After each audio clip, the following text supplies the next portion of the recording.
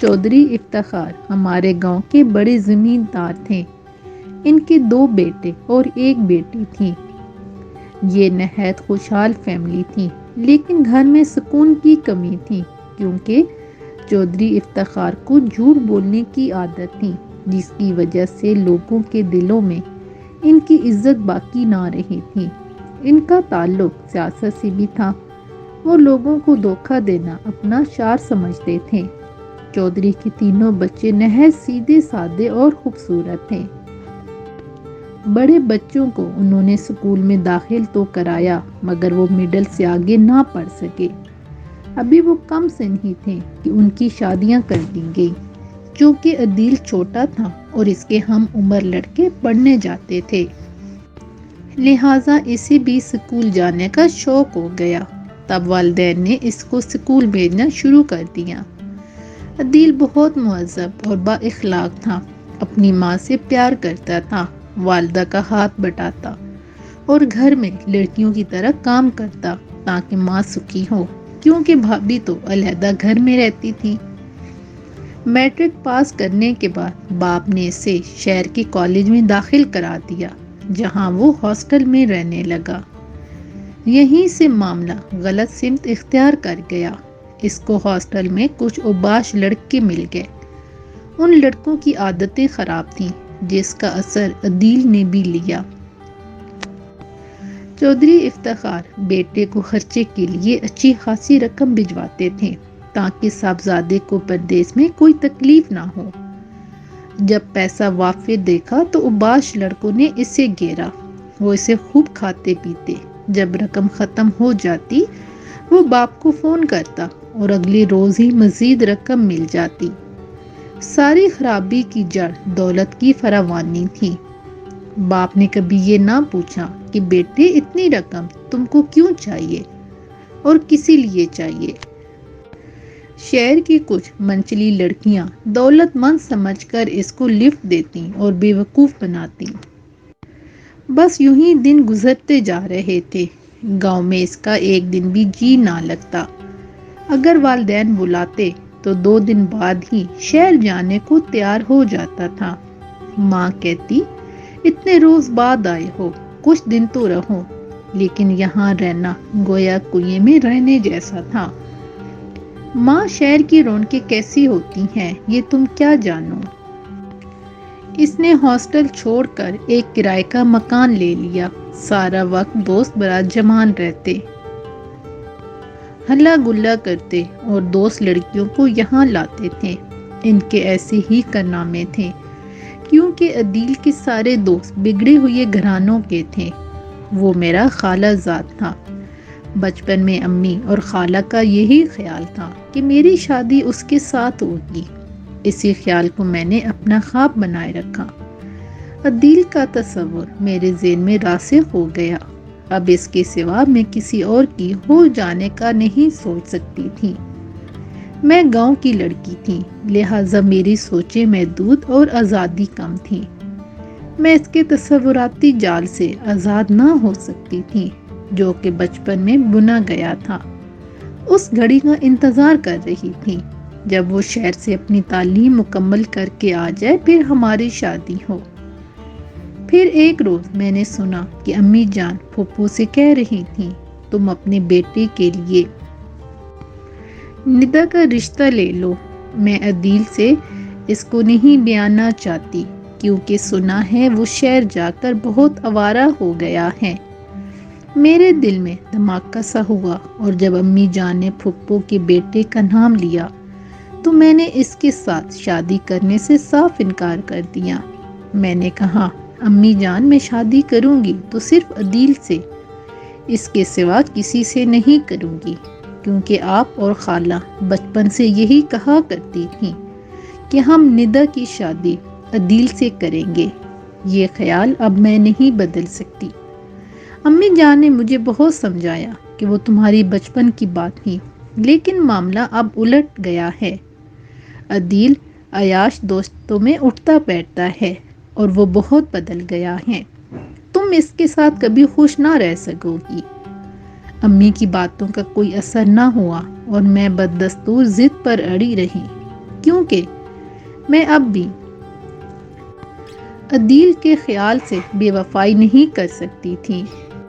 ماں خاموش تو ہو گئی، لیکن وہ چپ کے میرے لیے رشتے تلاش کرنے لگی۔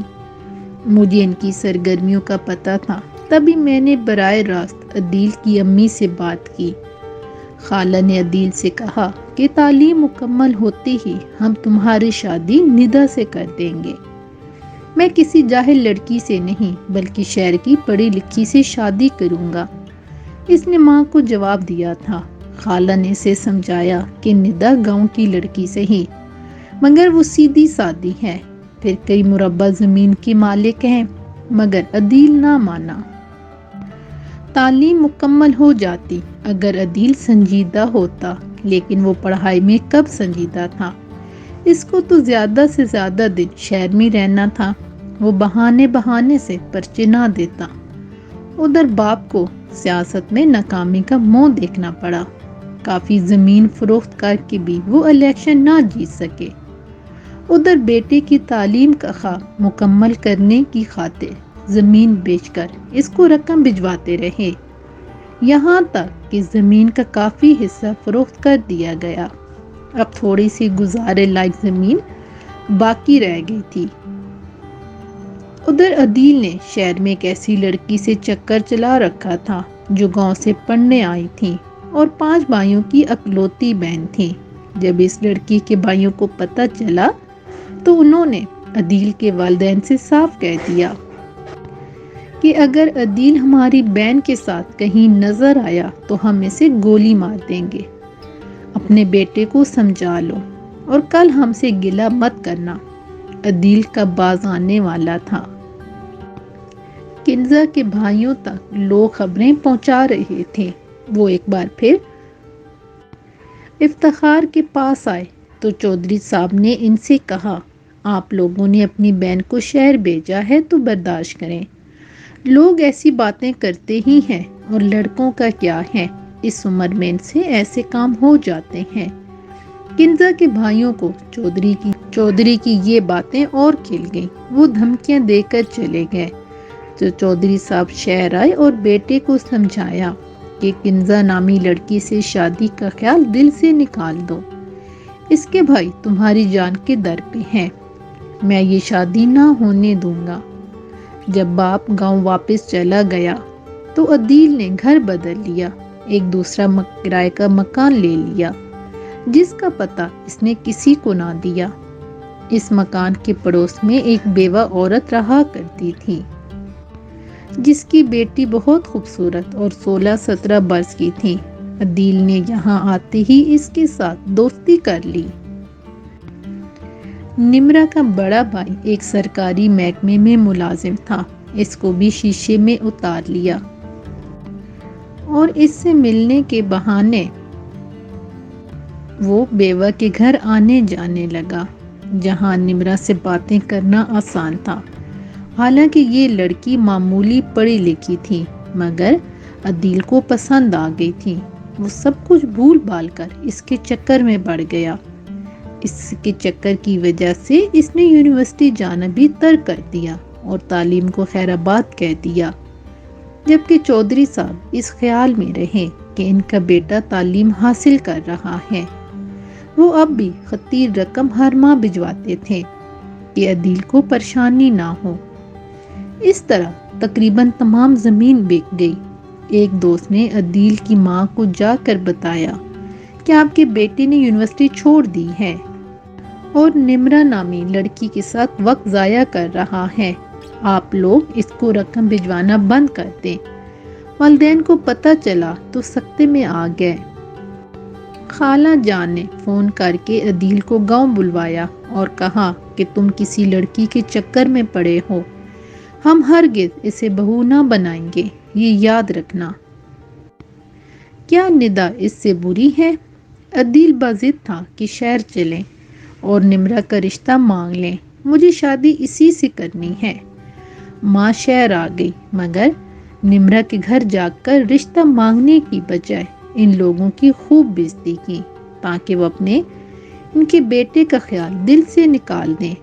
خالہ جان عدیل کے پاس ہی رہنے لگی تاکہ نمرہ وہاں نہ آنے پائے۔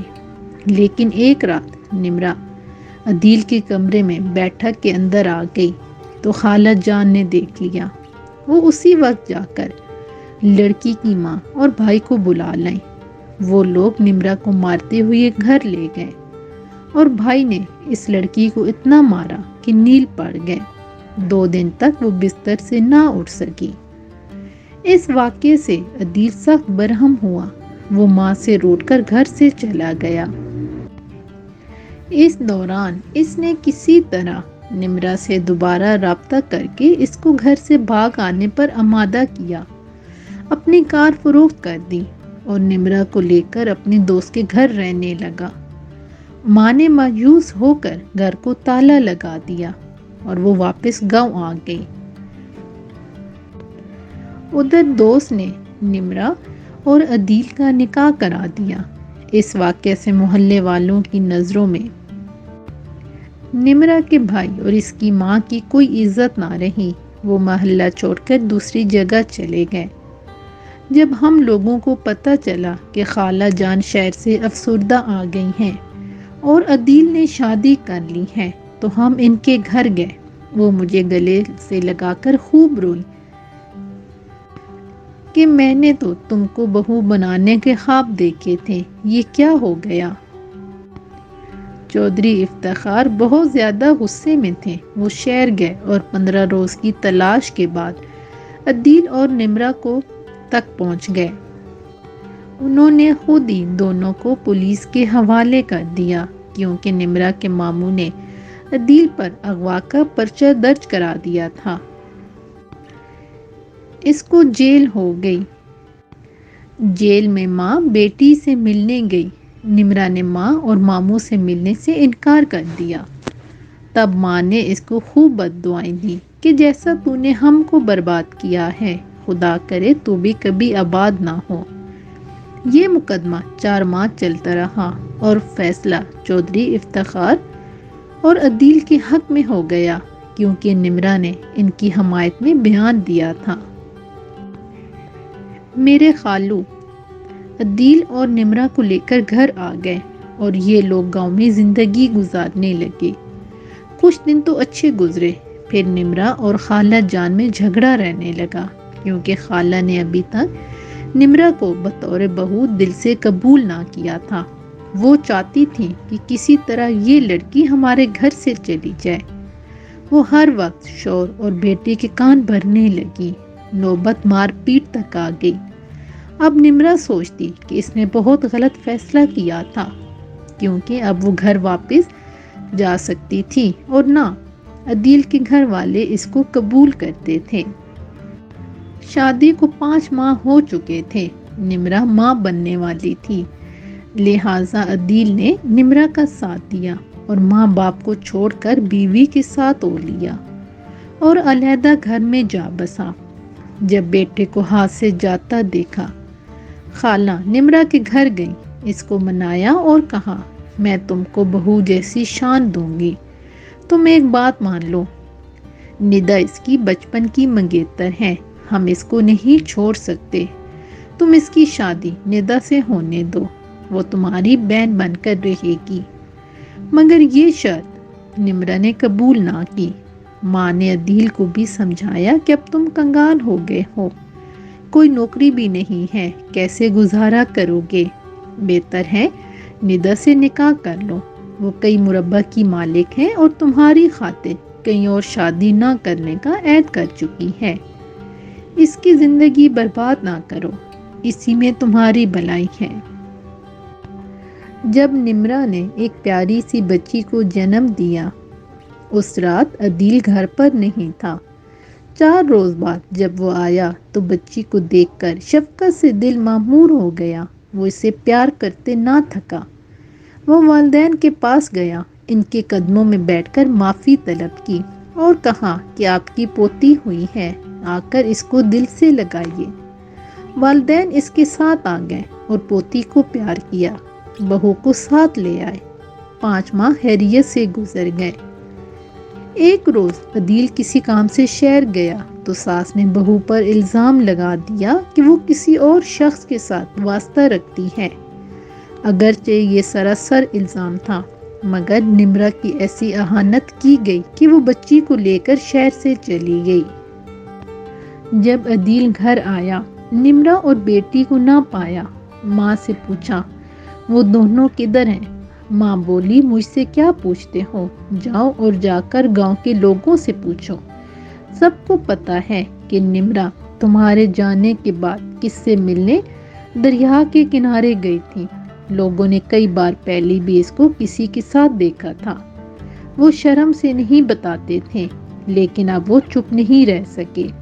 کچھ لوگ تمہارے ابا کے پاس شکایت کرنے آ گئے کہ تمہاری بہو کا چال چلن ٹھیک نہیں ہے۔ آپ کی عزت کو خاک میں ملتے ہم نہیں دیکھ سکتے۔ عدیل کا سر گھوم گیا۔ اس کو اپنے کانوں پر یقین نہ آیا۔ اس نے فون پر بات کی کہ نمرہ تم کہاں ہو اور یہ لوگ کیسی باتیں کر رہے ہیں؟